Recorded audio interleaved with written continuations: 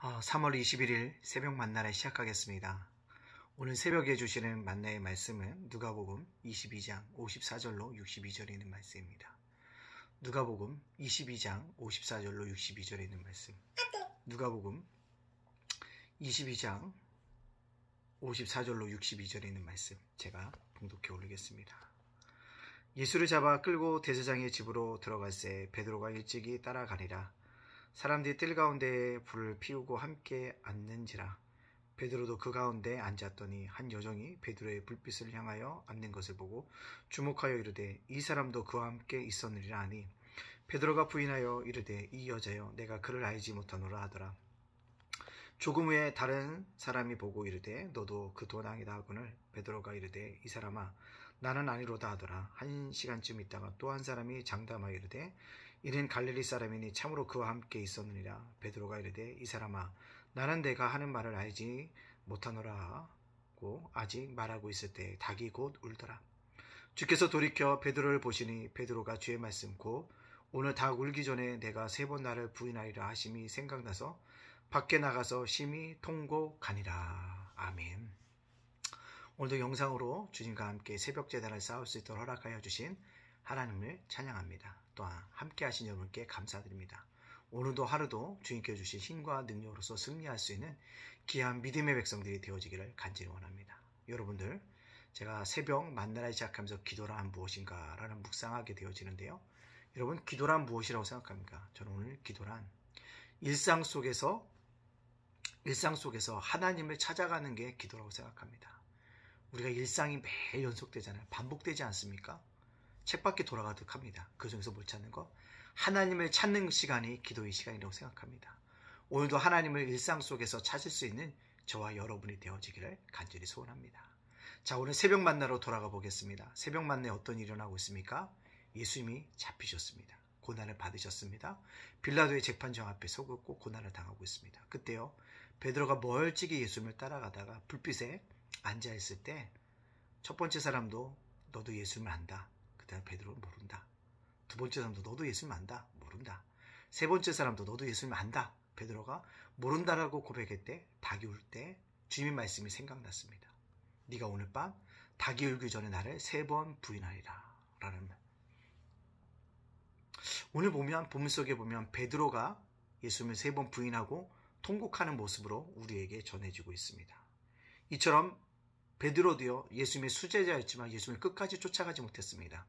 돌이켰습니다. 넘어질 수밖에 없는 자리에 섰음을 우리가 보게 되어집니다. 근데 여기가 한 가지 의문점이 생깁니다. 베드로가 누구입니까? 예수님의 수제자가 아닙니까? 예수님을 통해서 온갖 놀라운 이적과 기적을 경험했던 사람인데 그가 왜 예수님을 부인했을까요? 이것을 한번 묵상해 봐야겠다라는 생각이 듭니다. 여러분, 베드로가 왜 예수님을 3번씩이나 부인했을까요?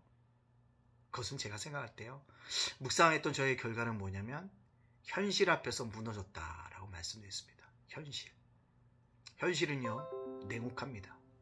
우크라이나와 러시아 전쟁이 일어나는데요, 그것이 알고 싶다는 SBS 프로를 보니까 정말 처참하게 우크라이나 사람들이 바뀌어졌더라고요.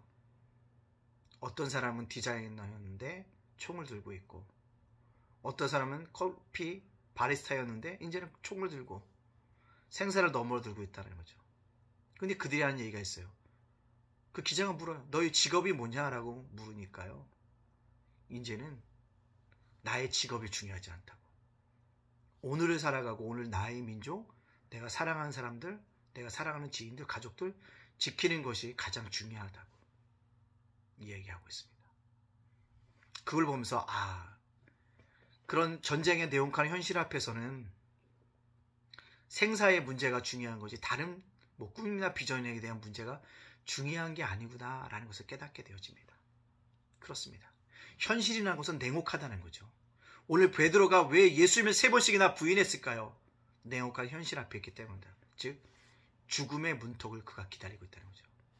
말을 잘못하면 살 수도 있고 죽을 수도 있는 그 문턱의 현실 앞에서 그는 철저하게 예수님을 모른다라고 부인하고 있다라는 겁니다. 현실의 벽은 이렇게 냉엄하고 냉철하고 아주 잔인한 사실입니다. 그 앞에도 부인할 수밖에 없었다는 겁니다. 결국 죽음의 현실 앞에, 고난의 현실 앞에, 위기의 현실 앞에 그는 무너져 내려서 주님을 3번씩이나 부인했다는 것입니다. 우리도 여전히 현실 앞에서 무너져 내릴 수 있는 연약한 인간이란 존재라는 사실을 꼭 깨닫고 실존이라는 사실들을 깨달아 알아야 합니다. 두 번째는요, 자신의 안위를 생각했기 때문에 그렇습니다. 예수님의 고난에 동참해야지, 예수님의 그 어떤 십자가의 길에 내가 함께해야지 라는 생각보다 자신의 안위, 내가 편안해야 돼요. 내가 안정을 가져야 됩니다. 그것 때문에 예수님을 부인할 수밖에 없다는 겁니다. 예의가 없다는 것입니다. 사람은 생명이 위태롭게 되어지면 거짓말도 하고요, 속이기도 하고요, 어떻게나 모면하려고 노력한다는 것입니다. 이것이 바로 자신의 안위 때문에 그렇다는 것입니다. 우리가 베드로를 3번 부인했다고 욕할 수는 있지만 자신의 안위 앞에서 이렇게 하지 않을 사람이 몇 명이나 있을까 생각해 봐야 합니다. 자신의 안위, 자신의 기대가 무너졌어요. 자신이 생각했던 정반대로 갑니다. 그때 뭐합니까? 사람은 비굴해지는 것입니다. 바로 오늘 베드로가 비굴해진다는 거죠. 자신의 안위 때문에. 이것이 그의 예수님 3번 부인할 수밖에 없었던 이유가 되어집니다. 또요, 왜 그가 부인했을까요? 주님이 함께 계시지 않았기 때문에 그렇습니다. 함께 계셨다면요, 의식해서라도 그렇지 않아요 이렇게 얘기할 수 있었습니다. 근데 주님이 함께 계시지 않으니까 이게 뭐지? 함께 계시지 않으니까 이게 뭐지? 속여도 되지, 거짓말해도 되지 않을까라는 생각에 빠져들었다는 거죠. 주님을 끝까지 동행함을 믿어야 했는데 주님과 함께 동행함을 믿지 못했기 때문에 주님을 부인하는 역사를 경험했다는 사실입니다. 우리도요, 주님이 함께 하심을 믿지 못한다면 베드로처럼 늘 넘어지고 엎어지는 존재가 될 수밖에 없고 부인한 존재밖에 될 수밖에 없다는 것입니다. 우리가 이것에서 자유로울 수 있을까요? 결코 자유롭지 못하다고 저는 생각이 들어집니다. 자, 그렇다면 오늘 예수님의 베드로의 부인과 통곡을 바라보면서 오늘 이 말씀을 우리에게 적용시켜보면 어떤 말씀일까요? 그렇습니다. 베드로는요, 장담했어요. 경솔한 장담이었죠. 말이 앞선 신앙의 모습을 보여주었습니다. 결국 신앙이라는 것은요, 장담하거나 말이 아니라 뭐예요? 묵묵히 그를 쫓아가는 거라는 거죠. 고난이 와도 쫓아가고, 힘든 일이 있어도 쫓아가고, 위기가 찾아도 쫓아가고, 고난과 고통이 따라도 쫓아가는 것. 신앙이란 결국 뭐다? 행함이다. 결국 신앙이란 뭐다? 말이 아니라 실천이다.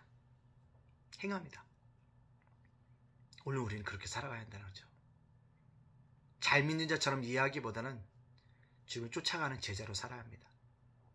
내가 이렇게 헌신을 잘한다라고 고백하기보다는 몸으로 하나님께 헌신하는 걸 보여줘야 합니다. 내가 이렇게 많은 것을 하나님께 드린다라고 자랑하는 것이 아니라 말없이 드릴 수 있는 그러한 자들이 되어지는 것이 바로 우리들에게 오늘 들려주시는 주님의 음성이라는 사실입니다. 오늘 신앙인으로서 우리가 살아갈 때 장담하지 말고, 말 많이 하지 말고, 묵묵히 오늘 나의 주어진 그곳에서 주님을 온전히 섬겨갈 수 있는 믿음의 백성이 되어져야 합니다. 또 오늘 나에게 적용시켜 뭡니까? 베드로의 통곡이 있습니다. 아마 회개할 기회를 얻었던 것 같아요. 이것을 꼭 기억해라. 우리가 넘어져도 회개할 기회는 있다. 아직 기회는 남아있다. 아무리 우리가 낮아졌다 할지라도 기회가 있다. 그 기회를 붙잡고 다시 신앙인으로 일어나서라는 것입니다. 넘어져도 회복할 기회가 있다는 것입니다. 사탄이 우리를 거갖고 영원히 일어나지 못할 거야 라고 얘기하지만 아니라는 거예요. 다시 회복할 기회가 있음을 꼭 기억하고 하나님의 붙드심의 은혜를 간구하며 살아가는 오늘 한 날이 되어지기 바랍니다. 어떠한 순간에도 주님은 우리에게 회복할 기회를 끝까지 주신다는 이 믿음을 가지시고 오늘도 주님과 함께 믿음의 길 걸어가는 우리 성도님들 되어지시기를 주님의 이름으로 축복합니다. 아멘. 기도합니다. 사랑의 하나님 감사합니다. 어제는 주일날 온전히 주 앞에 예배드리게 해주시고 오늘은 세상으로 나가는 첫날입니다. 이 월요일 아침에, 이 월요일 새벽에 주님과 만나서 새롭게 출발하게 하여 주시니 감사합니다. 오늘 주님께 주셨던 말씀대로 우리가 넘어져도 쓰러져도 한없이 낮아지고 사람들에게 손가락질 받는다 할지라도 회복할 기회가 있음을 깨닫게 하여 주시니 감사합니다. 그 회복할 기회를 붙잡음으로 말미암아 다시 일어서게 하여 주시고 신앙은 장담이 아니라 많은 말장난이 아니라 묵묵히 오늘도 주님을 쫓아가는 것이 우리에게 중요한 것인 것을 깨닫고 그러한 삶을 살아가는 우리 모두가 되어지도록 인도하여 주시옵소서.